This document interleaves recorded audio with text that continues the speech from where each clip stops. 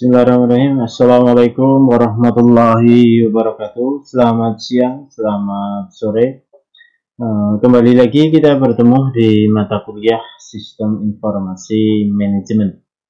Pada hari ini kita masuk di pertemuan ketiga yang akan membahas tentang manajemen dan organisasi. Dalam pertemuan ini kalian nanti akan membahas itu akan mengetahui penerapan sistem informasi manajemen dalam manajemen. Kemudian juga tingkat dari manajemen dalam organisasi. Kemudian ada jenis-jenis dari struktur organisasi. Tujuan pembelajaran hari ini ataupun pada pertemuan ketiga ini adalah harapannya kalian bisa menjelaskan tingkat manajemen dalam organisasi. Kemudian merancang visi dan misi dari sebuah perusahaan. Jadi ketika nanti setelah selesai melakukan pendalaman materi pada pertemuan 3 ini, kalian bisa merancang visi misi dari sebuah organisasi, kemudian menggambarkannya, kemudian juga tahu struktur dari organisasi itu sendiri. Oke, tidak perlu berlama-lama ya. Kita akan bahas apa itu manajemen dan juga organisasi. Nah, definisi dari manajemen,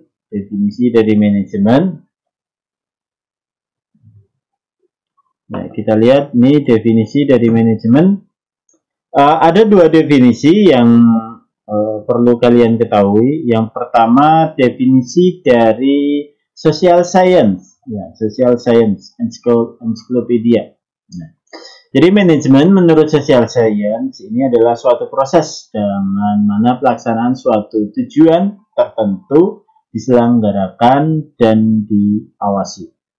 Jadi ada pelaksanaan suatu tujuan itu diselenggarakan dan diawasi. Kemudian definisi menurut Manulang, manajemen ini adalah seni dan juga ilmu perencanaan, pengorganisasian, penyusunan, pengarahan, dan pengawasan sumber daya untuk mencapai tujuan yang sudah diterapkan.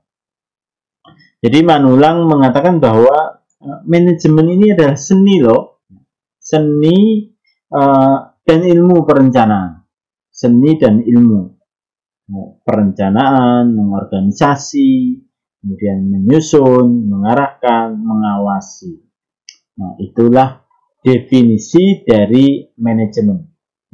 Definisi dari manajemen ini perlu kalian ingat, perlu kalian ketahui bahwa ini loh definisinya. Kemudian selanjutnya di dalam manajemen ini ada beberapa tingkatan di dalam manajemen.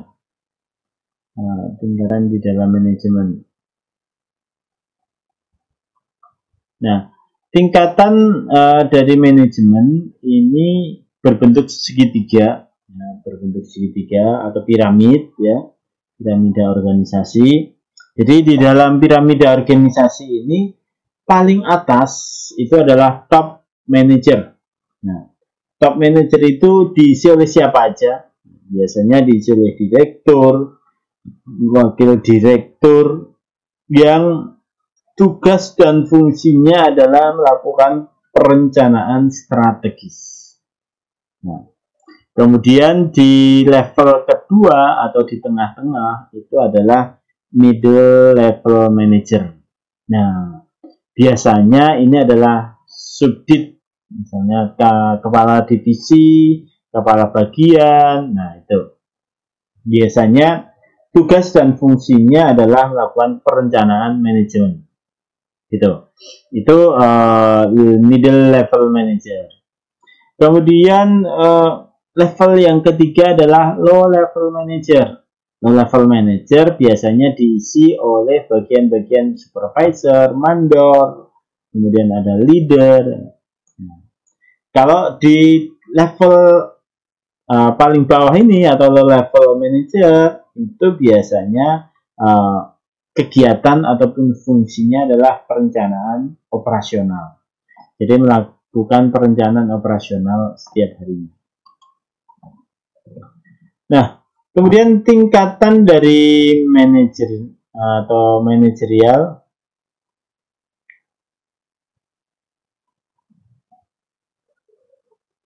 yang pertama adalah tingkatan tertinggi, itu executive level, tingkatan tertinggi.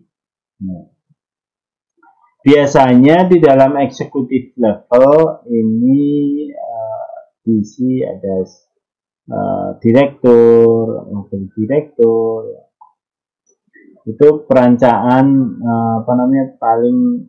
paling tinggi. Nah ini executive level. Kemudian yang ke tengah ini adalah managerial level dan yang terakhir adalah operational level. Nah, fungsi dari manajemen ini adalah menjadi fungsi planning. Ada 5 fungsi manajemen. Yang pertama planning. Apa itu planning? Planning itu merencanakan apa yang akan dilakukan. Apa yang akan dilakukan selama 1 tahun, 2 tahun, dan selanjutnya. Kemudian ada organizing. Ya, ini mengorganisasikan apa yang sudah direncanakan sebelumnya. Gitu.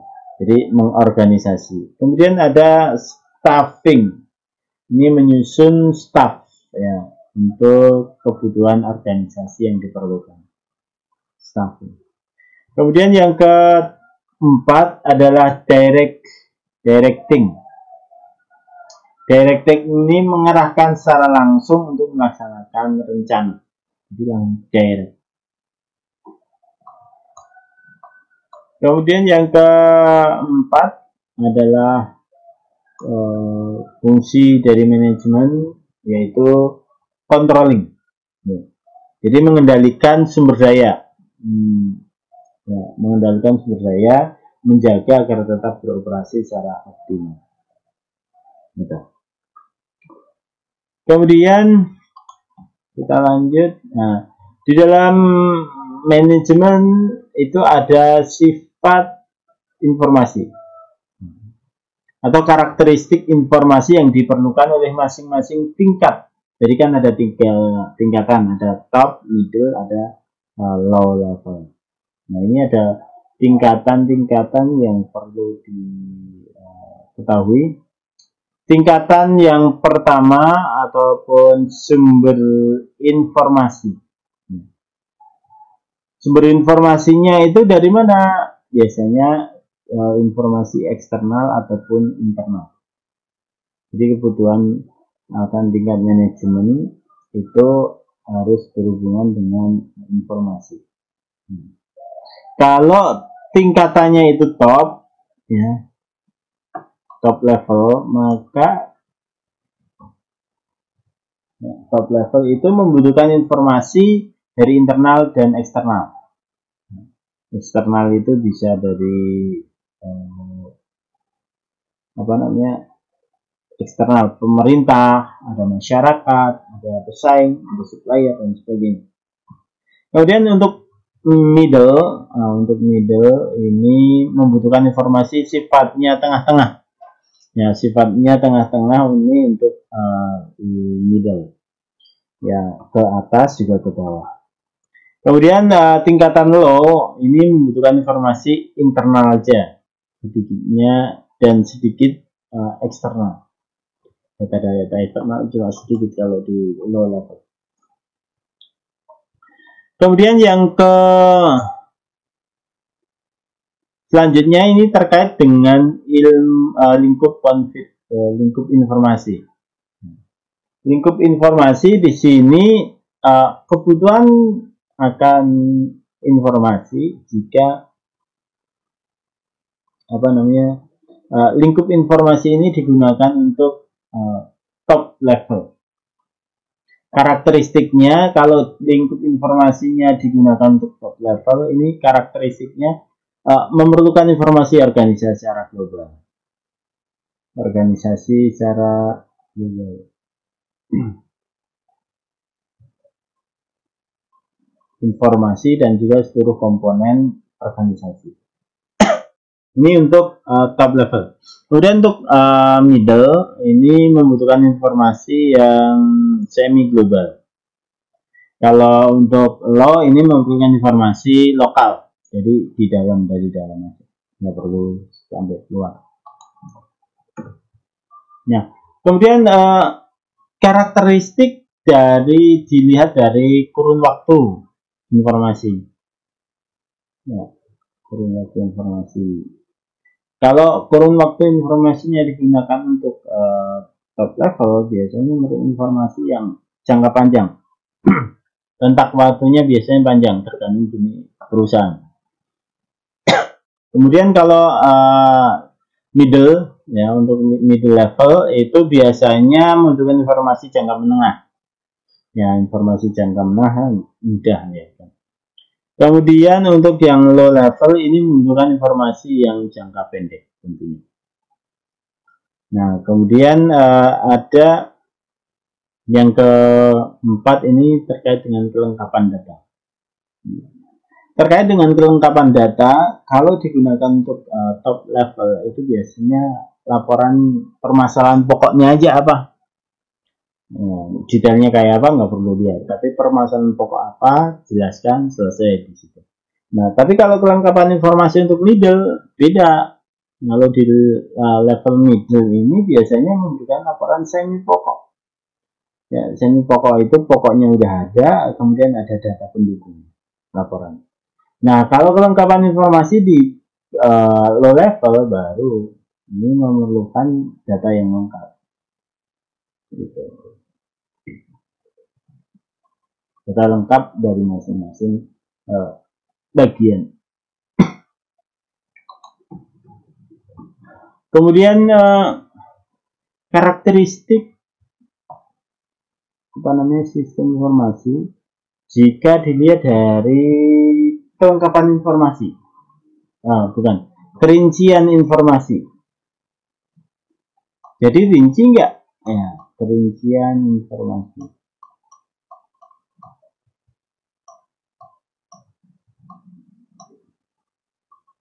Ya, kerincian informasi. Nah, kalau kerincian informasi karakteristiknya digunakan untuk top.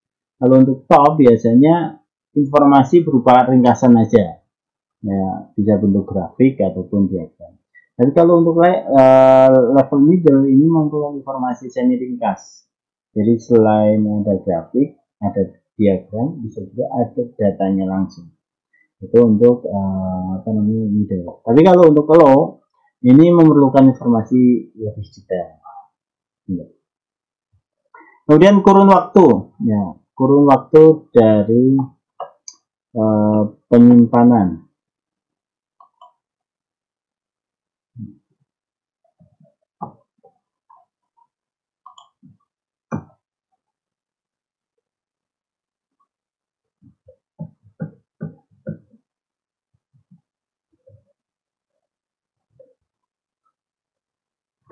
Nah, kalau kurun waktu penyimpanan ini kurun waktu penyimpanan ini karakteristiknya kalau digunakan untuk level top level ini biasanya bentuknya laporan aja, pokok permasalahan. Kalau untuk middle ini memerlukan laporan pendek atau laporan pokok, semi pokok. Nah, kalau middle ini memerlukan informasi yang selalu. Nah, jadi perlu historinya. Okay.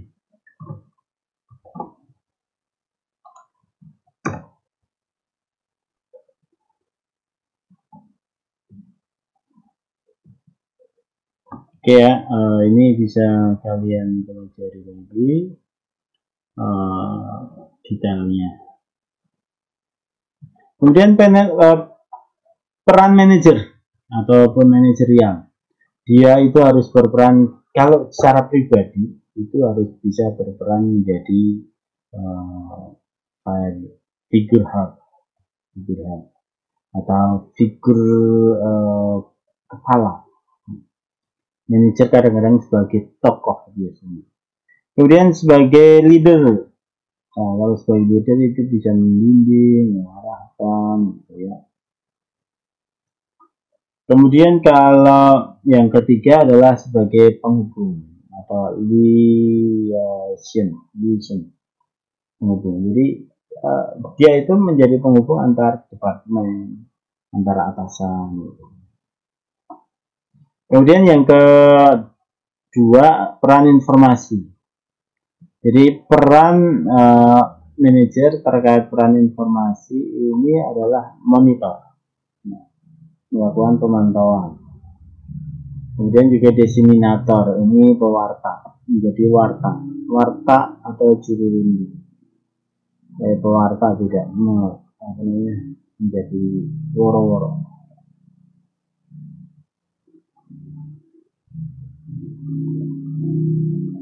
Nah, kemudian menjadi juru bicara. Juru bicara ini adalah menyampaikan hal-hal informasi yang berharga, baik dalam unit ataupun juga di luar unit. Kemudian peran keputusan, ya, peran keputusannya adalah kewirausahaan atau entrepreneur. Ini manajer membuat perbaikan lebih permanen dari keputusannya.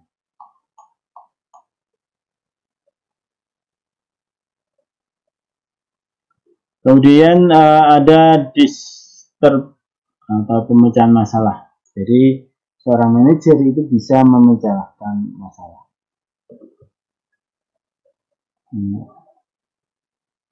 Kemudian setelah memecahkan masalah menjadi pembagi sumber daya atau resource allocation. Ya, resource allocation.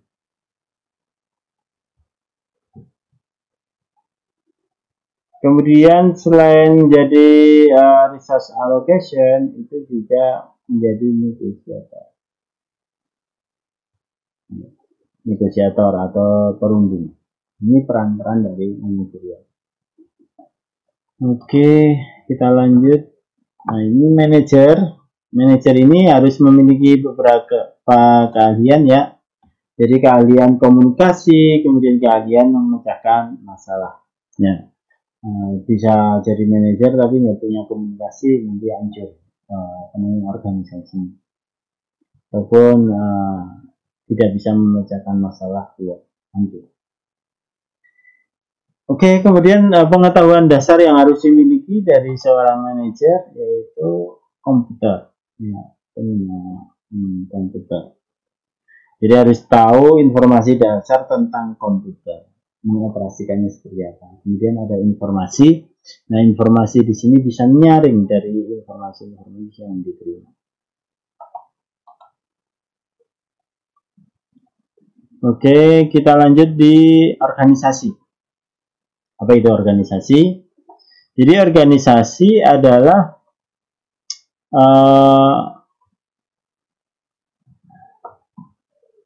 organisasi ini suatu sistem atau perilaku orang-orang yang saling berinteraksi dalam melaksanakan pekerjaan atau tugas. Jadi definisi dari organisasi ini biasanya kebanyakan organisasi kan organisasinya ada. Jadi belum tentu perusahaan itu mencari perilaku berinteraksi melaksanakan tugas. Kemudian definisi struktur organisasi. Struktur organisasi ini adalah hubungan pribadi yang berdasarkan wewenang formal. Wewenang formal dan kebiasaan-kebiasaan. Nah, kalau di sini ya ini struktur organisasi, definisi struktur organisasi yaitu kerangka dan susunan perwujudan pola tetap hubungan-hubungan di antara fungsi-fungsi.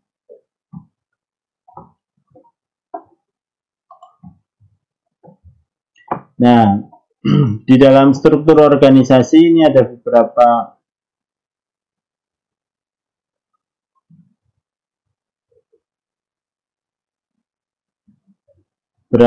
jenis ya struktur organisasi lini, kemudian dari struktur organisasi lini dan staf, dan juga struktur organisasi fungsional.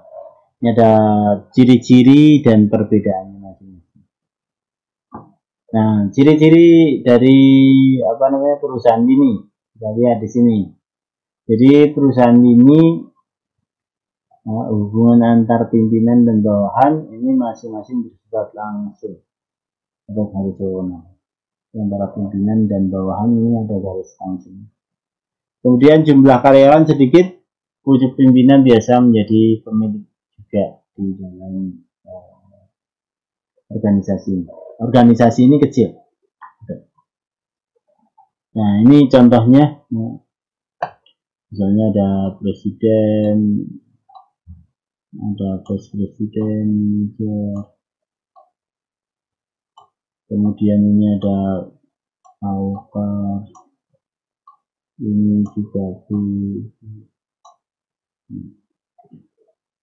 foreman gitu. Ini organisasi ini. Kemudian yang kedua organisasi, ini ada plus minusnya. Plus minus dari organisasi lini. Yang pertama keuntungannya dulu, kesatuan pimpinan berada dalam satu tangan. Satuan pimpinan, pucuk pimpinan dalam satu tangan. Kemudian pengambilan keputusan itu cepat, garis pimpinan juga garis pimpinan tegas. Pengendalian secara ketat dapat dilaksanakan. Ini kelebihan atau keuntungan. Nah, kekurangannya adalah tidak dapat dibedakan antara tujuan pribadi dengan tujuan perusahaan. Nah, ini biasanya terjadi seperti ini untuk organisasi kecil. Kecenderungan pemimpin kantor diktator. Organisasi terlalu bergantung pada orang lain.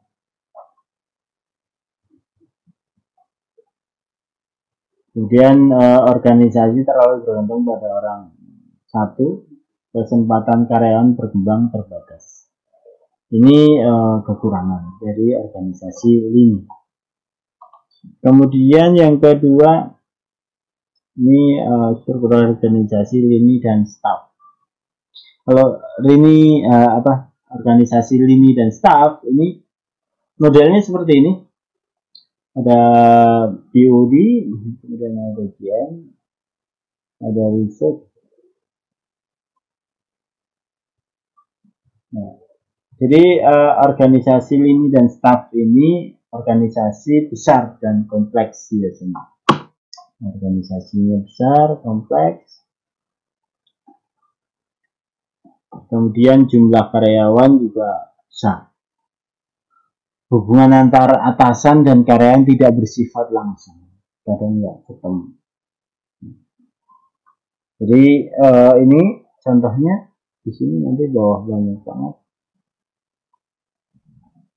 Ini contohnya, kemudian kita lanjut. Ini ada plus minus di dalam lini dan staf.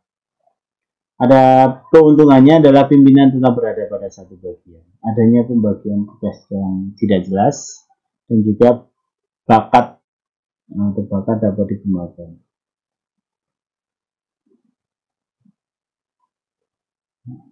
Kemudian adanya pembagian tugas yang jelas, bakat dapat dikembangkan.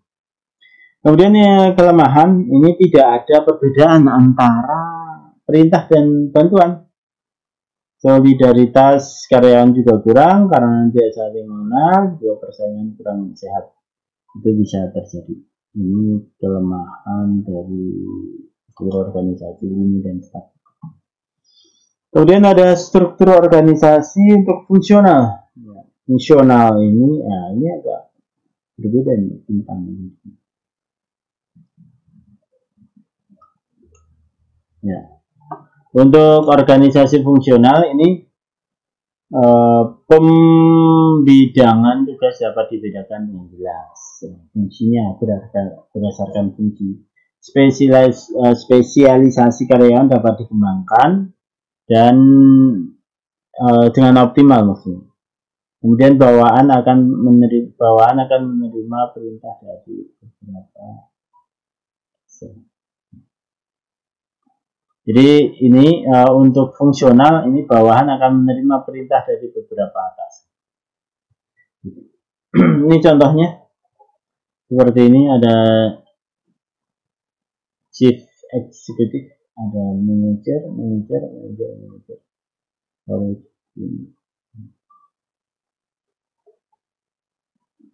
Itu ini contoh dari fungsional. Kemudian ini plus minusnya. Keuntungannya adalah karyawan dapat terampil di bidang masing-masing. Efisiensi dan produktivitas dapat ditingkatkan. Kemudian solidaritas, moral, disiplin karyawan tinggi. Cuma ada kekurangan, pekerjaan kadang-kadang sangat bos. Karyawan hanya mementingkan bidangnya biasanya, karena udah di masing-masing. Nah, kemudian setelah organisasi, perlu kalian ketahui bagaimana membuat visi dan misi perusahaan. Jadi visi ini adalah sesuatu yang didambakan untuk dimiliki di masa depan. Itu visinya. Menggambarkan aspirasi masa depan tanpa menspesifikasi data lagi. Visi menggambarkan organisasi. Kemudian misinya, misi dari perusahaan itu apa? Ya, apa yang harus dikerjakan oleh perusahaan dalam usaha yang mewujudkan ya dari visinya yang telah dirumuskan tadi. Nah, ini contoh visi dan misi. Contoh visinya menjadi perusahaan telekomunikasi yang unggul, ya. Jadi perusahaan telekomunikasi yang unggul. Kemudian misinya adalah memberikan layanan prima, memberikan kesempatan bagi karyawan, juga meningkatkan kepedulian, meningkatkan kepedulian kepada masyarakat. Misi. Tujuan perusahaannya apa? Ini, kemudian ini ada contoh organisasi lini. Ya, ini sistem analisa penyewaan lapangan futsal pada lapangan futsal. Jadi karena ini lapangan futsal, maka contoh organisasinya ini ada owner, kemudian di bawahin, nah ini ada kasir, ada cleaning service. Contoh organisasi ini. Kemudian contoh organisasi lini, ya. Contoh organisasi lini lapangan futsal juga. Bisa juga seperti ini, owner, kasir, cleaning service. Visinya menjadikan ABC futsal sebagai lapangan futsal pertama dengan fasilitas modern. Misinya menambahkan karpet, menjadikan bola, mengadakan perlombaan futsal. Ya. Jadi misi dan visi dan misi dari ini contoh. Kemudian ini ada contoh juga untuk organisasi lini dan staff. Nanti kalian cek ya di slide. Ini untuk fungsional. Oke, itu aja penjelasan dari saya terkait dengan materi pertemuan ketiga. Semoga kalian sudah paham. Jadi bisa membuat nanti kalau disuruh membuat visi misi organisasi bisa. Sekian dari saya, terima kasih. Assalamualaikum warahmatullahi wabarakatuh.